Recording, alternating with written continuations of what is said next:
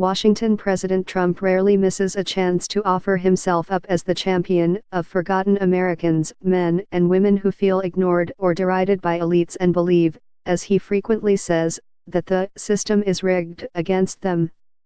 "You will never be ignored again," he said this month at a campaign-style rally in Pensacola, Florida, a phrase that became the banner headline the next morning in the local newspaper.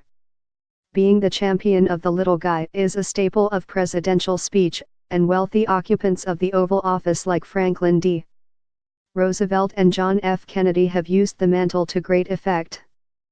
But critics say Mr. Trump has taken it to a new level, and instead of tearing down the establishment, he has helped prop it up.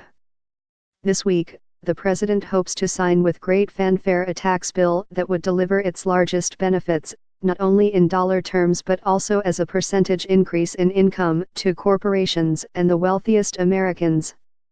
His own family stands to gain from tax breaks maintained or extended for corporate real estate ventures, and his heirs have reason to celebrate the doubling of the exemption from estate taxes. Under the bill, the Trump children and grandchildren could inherit $22 million tax-free, though they would have benefited more from a cut in the estate tax rate or an abolition of the tax altogether.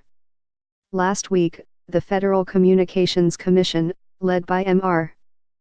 Trump's pick as chairman, Ajit Pai, reversed the Obama-era policy known as net neutrality, over the objections of consumer groups and owners of small internet businesses, who fear that without the protection, giant internet service providers like Comcast and Verizon will charge internet companies for offering fast lane speeds, slow down the content of companies that do not pay or even block them. Consumers could be charged variable rates for internet access, depending on which websites they visit. In the coming weeks, the Education Department plans to roll back protections for college graduates saddled with student debt from sham for-profit universities.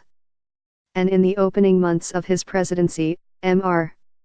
Trump signed congressional resolutions permanently reversing rules that would have required companies seeking significant federal contracts to disclose violations of labor standards, and would have required oil, gas, and mining companies to disclose payments made to foreign governments in exchange for access to drilling or mining rights. By reversing one rule, the administration impeded states from establishing retirement programs for private sector workers whose employers do not offer a retirement plan. Another rule that was eliminated would have required retirement planners to agree that financial advice had the client's best interest at heart, not the investment companies.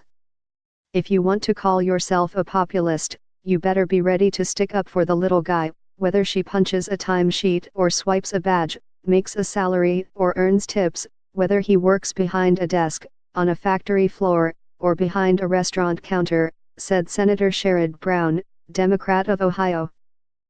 Because populism is for the people, not these people, or those people, but all people.